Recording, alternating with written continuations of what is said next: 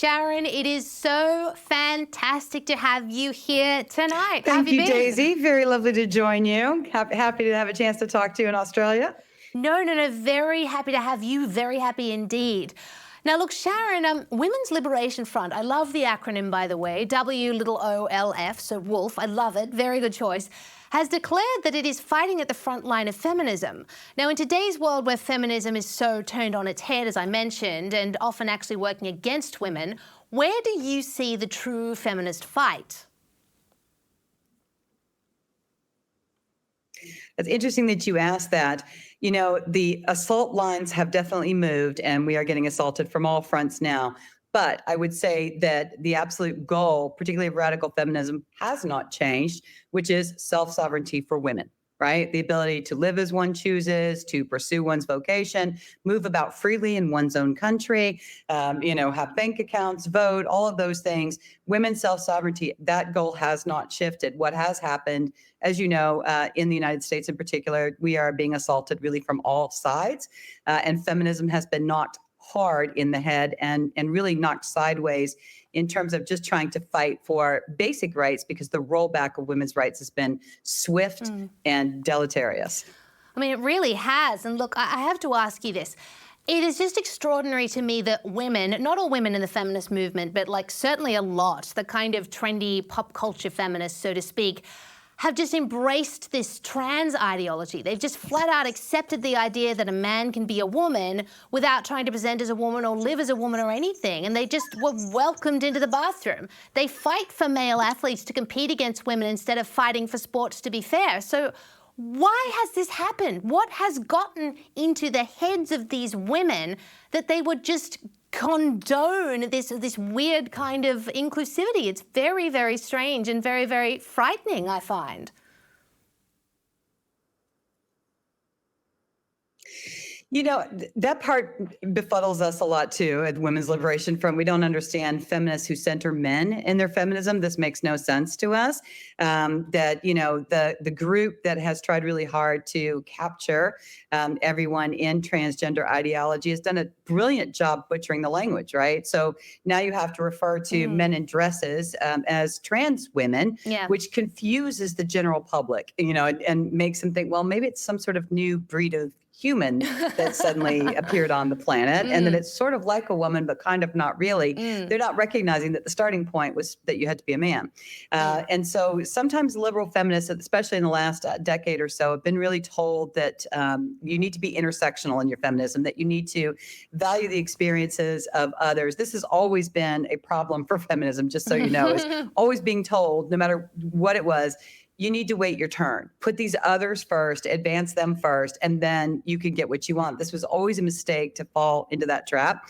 But I think that intersectional and liberal feminists did that. Radical feminists never gave up this terrain. Always said this is going to be a problem. The minute that you start, saying that men can be women, if you can't define women, how the hell are you going to defend our rights, right? So radical feminism always hold that, no, I'm sorry, this is women-centered feminism, not everybody and their brother-centered feminism.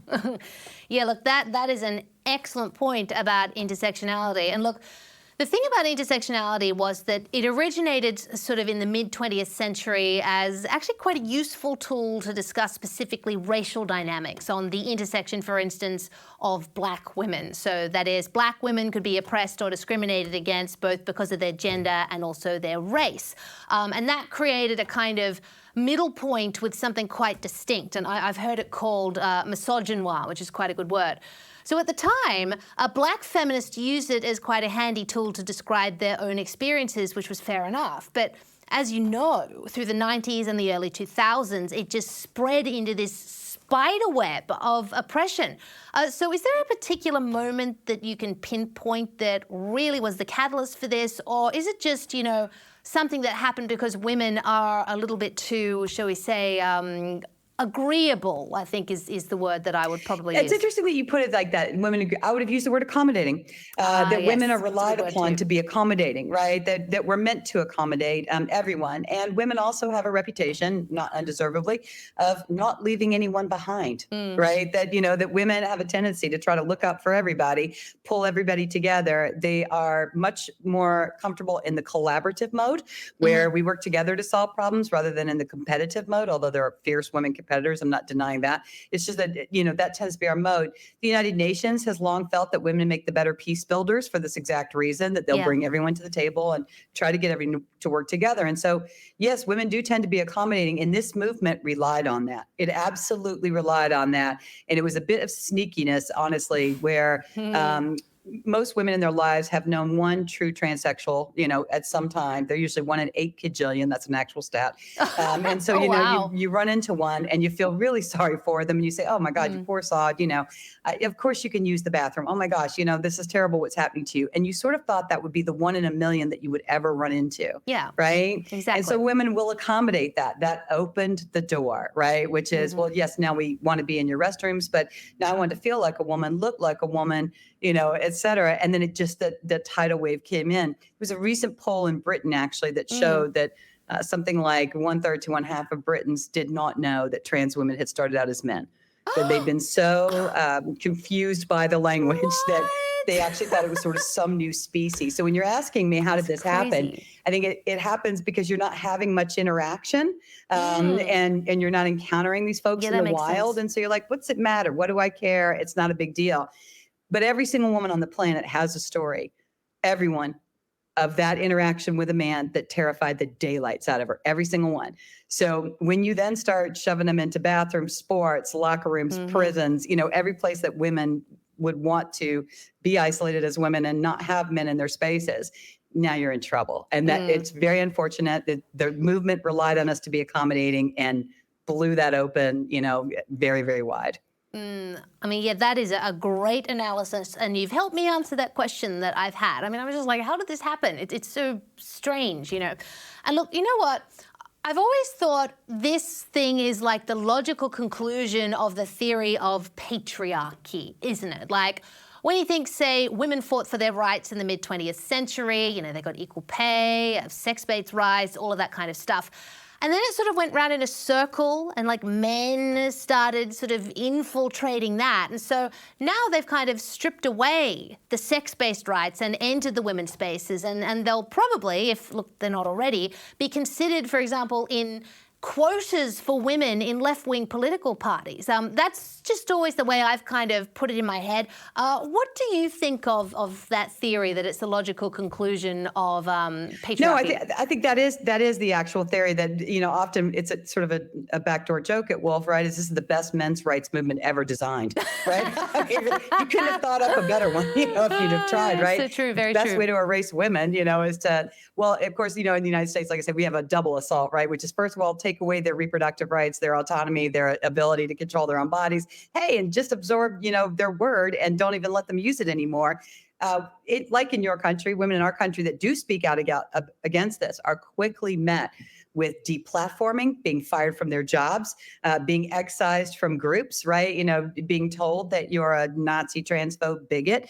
And so, when you do try to speak up, so sometimes people say, where are the feminists? Oh, there's quite a few of them yelling. But unfortunately, the news doesn't usually check in with them to see what they think about anything. And the news has often been captured by this language as well. And, exactly. at the same time, very often you get blacklisted and exiled for having these wrong thoughts, which is a crazy thing for me as an American woman to be saying to you. We have the First Amendment here. We have protected speech. You are allowed to speak, except quickly you are not. Quickly, you are not being allowed to speak in our country. Yeah. It just absolutely blows my mind the way that it's just run up so quickly, which is why it's so great that organizations like Wolf exist to fight back. And look, something that Wolf developed in partnership with Independent Women's Voice is the Women's Bill of Rights, with the idea that it could be codified in state law. What would that look like? Yeah, so it's really it is careful definitions of male and female. It is based on their chromosomes, their reproductive capabilities. And then it's also clarifying that, things that are reserved for women stay, reserved for women. Yeah. And that these things, sports, et cetera, stay reserved for women. Bathrooms is a place where this comes into conflict a lot as well. And the same applies to men. It was written as model legislation, meaning this is the template. Anyone can take it and adapt it to their state, and then pass it through their legislature. And yes, we've had 4 states successfully pass it. We have Oh, probably about wow. 4 or 5 more in the Wow. queue right now that are Gosh. trying to do it. New Mexico, Georgia, Iowa, Alabama, Arizona have been putting it forth. Ohio is interested in it as well. And we have some women in Virginia that would very much like to see it passed. So That's great. it's crazy that you need to put the word woman into law and define it, but it is impossible to defend our rights if you can't name us. Yeah. And so that is where this got driven from, right? Is that being able to clarify in the law.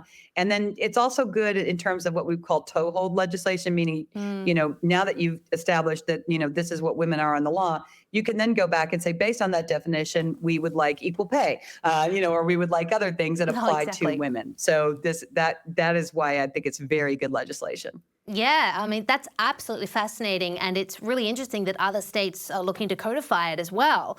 And look, on the notion of being able to clearly define what a woman is, you know what I find so funny? There was a documentary I'm sure you've heard of called What is a Woman, which was made by a conservative commentator called Matt Walsh, who I'm sure you disagree with on a lot of things. I don't agree with him on everything either. But one question he asked an activist in the documentary, he said, what is a woman? And the activist said, oh, well, a woman is anyone who identifies and feels like a woman. And he followed it up by saying, but what is that? And this person just had absolutely no answer to what that was. So is that the essence of it, do you think? You can say, well, a woman is someone who identifies as a woman, but if someone can't define actually what that is, well, the whole movement just sort of falls totally flat. I mean, doesn't it? It does. And, it's interesting. The movement arose out of what used to be transvestism, right? And so, this is basically costuming and playing dress up to live, or portray or act out the other sex, right? Yeah. So one of the things that radical feminists and transgender ideologues would have in common is that we both agree that rigid stereotypes help none of us. Of course, right? That of course. Why should a woman be in any way hindered or hampered by her sex? That whatever horizon she wants to go and take on, go to it, right? That is self-sovereignty. So right there, we sound like we're kind of on the similar, because they say the same thing, like let's abolish, sex stereotypes. Yet at the same time, it's like when you want to play dress up as one and you want to, wear a dress and you want to be entered into a woman's space, you as a man, and you want to wear women's underwear and you want to, have whatever it is that women get, and you want to pretend that you can breastfeed, aren't you actually rigidly reinforcing those stereotypes? So there's no freedom in this. There's no love in this at all, right? And there's certainly no love towards women in this kind of thing, because it basically says, well, anyone can be you. It takes nothing. You just got to put on a dress. I don't think so. I think there's rather a bit more to being a woman than that, right? And then there's always the question of, why doesn't this work in reverse? I mean, if I just identify as the president of your country, is that good enough? Do I now get his office, and do I now get to move in there? I mean, I've said that this is what I feel like today. So, does it work like that? Where do you draw lines here, right? That you could completely take over one sex's identity and space. Well, can we just do that to anybody? Is that where this goes, right? So at the end of the day, no, it really still is a men in dresses movement. That really is what this is. And unfortunately, they've done a really good job by painting themselves, shoving themselves up under the LGB umbrella, for whom many of us have great respect. Right? That, those folks fought in the streets for decades to get marriage rights, equality rights, what have you. And so this group shoved themselves up under that umbrella. And there is a great deal of anger and upset within the LGBT community that this has happened, because they're like, those are not us. Those are spicy straights. That's not us. We are actually people with a different sexual orientation, right? So, and they're frustrated with it too, right? So it's very interesting to see this. You see the rise of like the Dutch LGB Alliance, right? The LGB Alliance in the States, Gays Against Groomers, that, there's a lot of anger and lashback from that community. And rather like the feminist community, they feel like they're not being heard either, right? That no one is getting it. And I would say particularly lesbians are really upset, because many of the men that want to pretend that they're women are now insisting that lesbians will date them. This is no different than the argument that went around in like the 70s that if lesbians would just try penis, life would be good for them. How is this any? So again, at the end of the day, it's misogynistic as all get out. Yeah. Right? Oh, absolutely. And also, it's so homophobic. It's misogynistic and also homophobic. I mean, I've had conversations with Ariel Scarcella, who you might have heard of. She's a lesbian commentator. And she says the exact same thing. It is so anti-lesbian, misogynistic, and really homophobic.